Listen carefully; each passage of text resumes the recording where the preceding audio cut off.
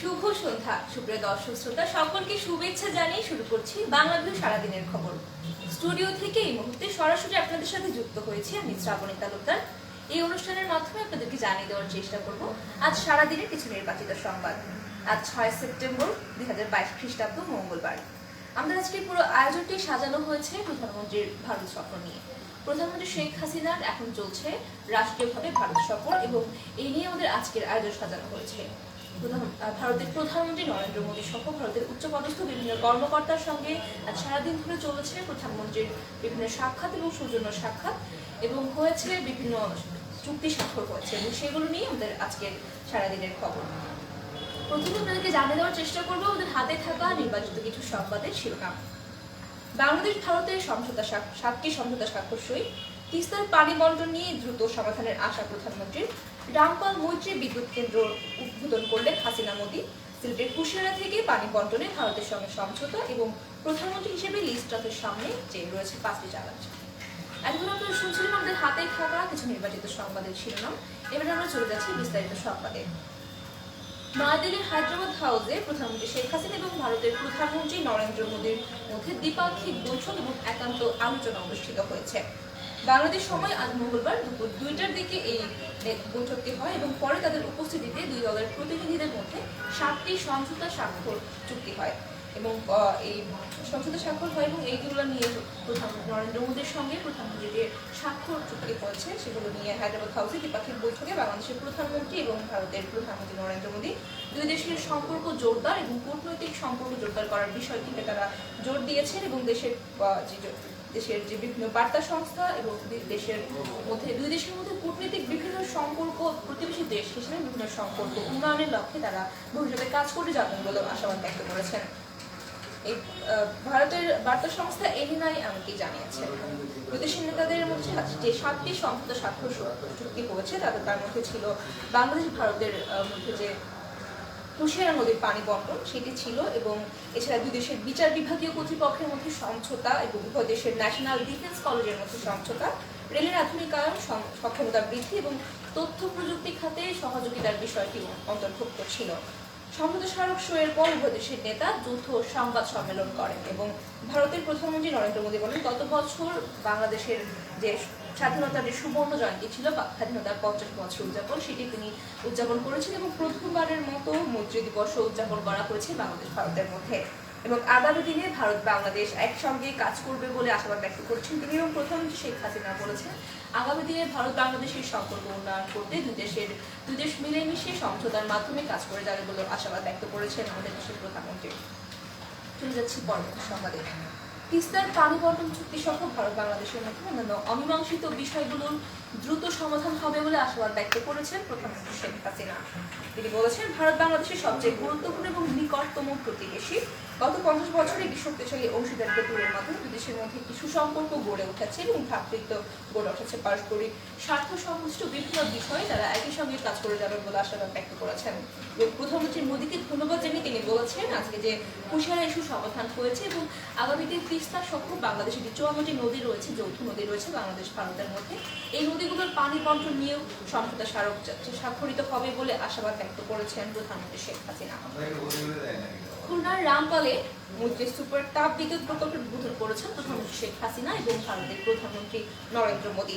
পাশাপাশি রূপসা নদীর উপর রেল সেতু এবং খুলনা দর্শনে পার্বতীপুর কলোনিয়া রেল সংযোগ প্রকল্প সহ আরও 4টি প্রকল্পের উদ্বোধন করেছেন একই সময়ে।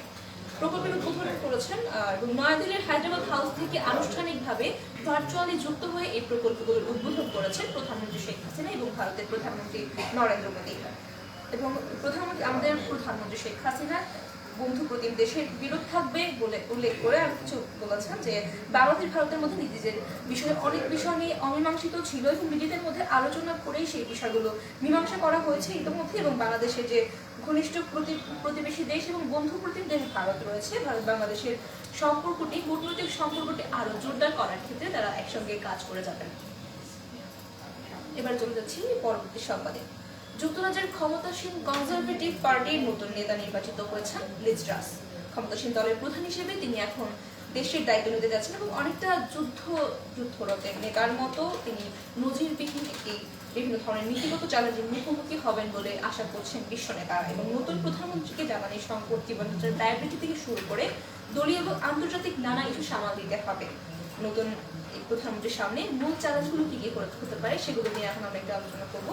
জ্বালানির মূল্যবৃদ্ধি এবং জীবনযাত্রার ব্যয় বৃদ্ধি, জাতীয় স্বাস্থ্য সেবা এবং সামাজিক সেবা, কনজারভেটিভ পার্টিকে ঐক্যবদ্ধ করা এবং যে তাদের সামনে যে মূল চ্যালেঞ্জটি থাকবে সেটা হচ্ছে ইউক্রেন ইস্যু।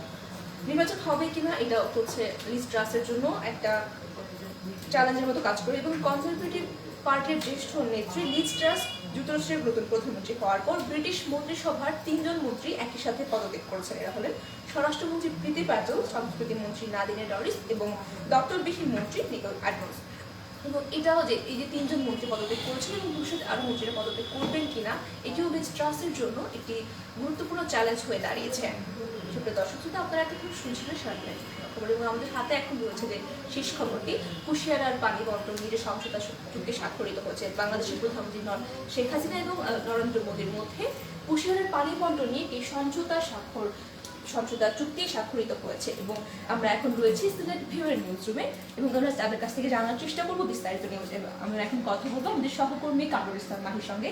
যেন কামরুল ইসলাম মাহি, কুশিয়ারার পানি বন্টন নিয়ে বাংলাদেশ ভারতের মধ্যে যে সমঝোতা চুক্তিটি স্বাক্ষরিত হয়েছে সেই বিষয়ে আপনাদের কাছে যে বিস্তারিত খবর আছে সেটি আমি জানতে চাইব।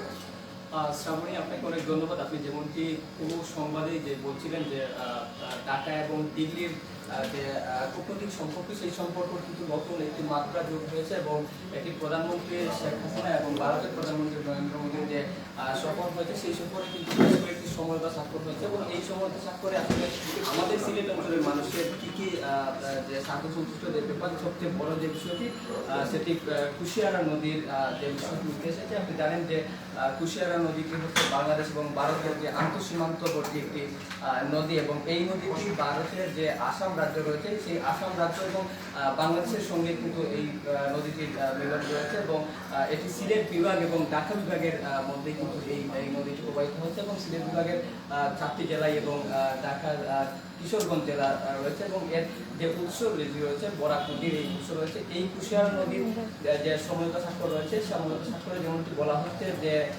153 কিউসেক পানি বন্টন করা হবে এবং 153 কিউসেক পানি বন্টনের কারণে আসলে আমাদের কি স্বার্থ সন্তুষ্ট ব্যাপার আছে, আমাদের কি সিলেট অঞ্চলের কি প্রভাব পড়বে এবং আমাদের কোন কোন বিষয় এখানে উল্লেখযোগ্য বিষয় রয়েছে সেই বিষয়টি আসলে অনেক ইন্টারেস্টিং একটি বিষয়। যদি আপনি জানেন গত মাসে সিলেটে ভয়াবহ বন্যা হয়েছে এবং এই বন্যার যে কারণ বারবার বলা হচ্ছে যে নাব্যতা সংকট, কুশিয়ারার এই যে কিউসেক পানি বন্টনের যে বিষয়টি রয়েছে সেটি সিলেটের যে সকল নদী রয়েছে কুশিয়ারার নদীর সাথে কিন্তু সিলেটের সকল নদী অঙ্গাঙ্গিভাবে জড়িত রয়েছে এবং এই কুশিয়ারার নদীর যে 153 কিউসেক পানি বন্টন করা হবে সেই 53 কিউসেক পানি বন্টনের বিষয়টি এখনো পর্যন্ত আসলে এই বিষয়টি একটি বিষয় ক্লিয়ার হচ্ছে না যে পানি বন্টনের আমরা কতটুকু পানি নেব এবং ভারত কতটুকু পানি নেবে সেটি একটি বিশ্লেষণ সাপেক্ষ একটি ব্যাপার এবং বিশ্লেষকরা যেটি এই বিষয়টি নিয়ে তাৎক্ষণিক যে প্রতিক্রিয়া তারা বলছেন যে সুরমা কুশিয়ারার পানি 2000 কিউসেকের উপরে আছে এবং বরাকের পানি আছে 4 থেকে 5000 কিউসেকের উপরে এবং বন্টন যে শব্দটি বন্টন শব্দটি যখনই আসে তখন আমরা অর্ধেকের ভাগাভাগির বিষয়টি কিন্তু আমাদের সামনে আসে এবং সমঝোতা স্মারকের প্রথমটি যেটি হচ্ছে রোহিঙ্গা হয়ে বাংলাদেশের যে সিলেটের কুশিয়ারা নদী থেকে সুরমা এবং কুশিয়ারা প্রকল্পের আওতায় যে 153 কিউসেক পানির বন্টনের যে সমঝোতা স্বাক্ষর সেটি বাংলাদেশের পানি সম্পদ মন্ত্রণালয়ের জ্যেষ্ঠ সচিব যিনি রয়েছেন কবির বিন আনোয়ার এবং ভারতের জলশক্তি মন্ত্রণালয়ের সচিব যিনি রয়েছেন পঙ্কজ কুমার, তারা কিন্তু এই সমঝোতা স্বাক্ষরটি করেছেন এবং এই সমঝোতা স্বাক্ষরে কিন্তু আমাদের যে সিলেটের সুরমা কুশিয়ারার পানি যে নদী রয়েছে সুরমা নদী এবং কুশিয়ারা নদী এবং কুশিয়ারা নদীর 153 কিউসেক পানি যে 20 থেকে 25 কিলোমিটার একটি অবৈধ নদী এবং অর্থাৎ এক পাশে ভারত এবং অন্য পাশে বাংলাদেশ 5 কিলোমিটারের ভেতর দিয়ে যে রহিমপুরের নামে একটি জায়গা রয়েছে আসাম রাজ্যের, সেই জায়গা থেকে অতীতেও কিন্তু এই রহিমপুর জায়গা দিয়ে কুশিয়ারার পানি আসার কথা হয়েছিল, ভারত সে সময় বাধা দিয়েছে কিন্তু এই সমঝোতা স্বাক্ষরের ফলে কিন্তু এই রহিমপুর দিয়েই কিন্তু এখন প্রাণী প্রবেশ করতে পারবে এমনটি কিন্তু প্রাথমিকভাবে কিন্তু এটি বেশ আলোচিত হচ্ছে। এবং সুরমার আরেকটি বিষয় যে এই যে কুশিয়ারার যে পানি বন্টন সেটি রয়েছে 153 কিউসেক পানি বন্টনের কথা বলা হচ্ছে। বিশ্লেষকরা বলছেন যে কুশিয়ারার যে নদী বাঙ্গন সেই নদী বাঙ্গনটার উপরে যদি খুব বেশি গুরুত্ব আরোপ করা হয়, কারণ আমাদের সিলেটের যে নদীগুলো রয়েছে বিশেষ করে কুশিয়ারার সব জায়গায় কিন্তু বাঙ্গনের কবল রয়েছে। এই বাঙ্গনের কবলকেও কিন্তু সরকারের বিশেষ গুরুত্ব দেওয়ার দাবি তারা করছেন। তো এই ছিল মোটামুটি যে আপনি যেমনটি বলছেন ভারত, ঢাকা এবং দিল্লির যে দুই দেশের প্রধানমন্ত্রী যে কূটনৈতিক সম্পর্ক এবং যে সমঝোতা স্বাক্ষর করেছে, সমঝোতা স্বাক্ষরে আমাদের সিলেট অঞ্চলের যে স্বার্থ সংস্কৃতি করা যায় সেটি সর্বশেষ। সুপ্রিয় দর্শক শ্রোতা, আমরা এতক্ষণ শুনছিলাম কামরুল ইসলাম মাহির কাছ থেকে যে ভারত বাংলাদেশের মধ্যে যে সমঝোতা স্বাক্ষরটি হয়েছে কুশিয়ারার পানি বন্টন নিয়ে, সেটি নিয়ে তিনি যেমনটি বলছিলেন 153 কিউসেক পানি বন্টনের যে সমঝোতা স্বাক্ষরিত হয়েছে বাংলাদেশের প্রধানমন্ত্রী এবং ভারতের প্রধানমন্ত্রীর মধ্যে। এতক্ষণ আপনারা শুনছিলেন বাংলা ভিউ সারাদিনের খবর। স্টুডিও থেকে আপনাদের সাথে এতক্ষণ আমরা জানানোর চেষ্টা করছিলাম সারাদিনে ঘটে যাওয়া কিছু নির্বাচিত সংবাদ, এবং মূলত আমাদের আজকের আলোচনার বিষয় ছিল প্রধানমন্ত্রীর যে ভারত সফর সেটি নিয়ে। এখন সঙ্গে থাকার জন্য সকলকে অসংখ্য ধন্যবাদ। আগামীকাল ঠিক একই সময়ে আমরা স্টুডিও থেকে আপনাদের সঙ্গে সরাসরি যুক্ত হব। সেই পর্যন্ত সবাই ভালো থাকুন, সুস্থ থাকুন এবং বাংলা ভিউয়ের সঙ্গেই থাকুন।